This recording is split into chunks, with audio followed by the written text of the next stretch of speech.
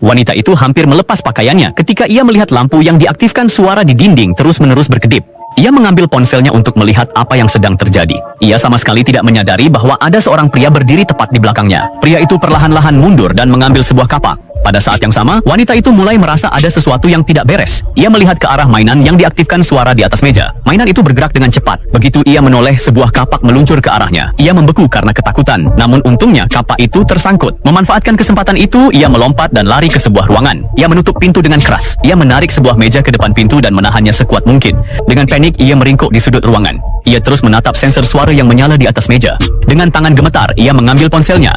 Tapi bagaimana seorang gadis bisu dan tuli bisa menelpon untuk meminta bantuan? Tiba-tiba pandangannya tertuju ke arah jendela. Ia membuka jendela, tapi saat melihat ke bawah, jantungnya berdegup kencang karena takut tanah berada sangat jauh di bawah. Saat itu juga, sensor suara di atas meja berhenti menyala. Perlahan-lahan ia mendekati pintu, mencoba mendengarkan apakah pria itu sudah pergi atau belum, tapi di detik berikutnya pintu itu hancur berkeping-keping. Pria itu memaksa masuk ke dalam. Tidak ada waktu untuk berpikir. Ia naik ke jendela dan melompat, tapi pria itu dengan cepat meraih dan menarik rambutnya. Ia berusaha sekuat tenaga untuk melepaskan diri. Ia menancapkan kukunya ke lengan pria itu. Kesakitan, pria itu tiba-tiba melepaskannya dan ia pun jatuh ke bawah. Untungnya, ia selamat tanpa cedera. Tapi sebelum sempat menarik napas, sebuah kapak melayang ke arahnya dari atas. Ia segera berguling untuk menghindar dan mulai berlari, mengabaikan rasa sakitnya. Ia berlari ke arah kerumunan, berusaha mencari pertolongan, tapi tak seorang pun mengerti bahasa isyaratnya. Beberapa orang bahkan mengira dia gila. Dia menoleh ke belakang dan melihat pria itu semakin mendekat. Karena tidak melihat jalan keluar, dia melambaikan pisau kecil untuk menarik perhatian. Akhirnya, seseorang memanggil polisi, tapi sebelum sempat mengatakan apa-apa, pria itu menyergap dan menjatuhkan telepon, sehingga mereka tidak bisa menelepon. Wanita itu sadar bahwa kini tak ada yang bisa menyelamatkannya. Dia harus lari lagi. Pria itu terus mengejarnya, tapi meski sudah mencari cukup lama, dia tidak berhasil menemukannya. Saat itu, matanya menangkap wajah yang dikenalnya di tengah keramaian.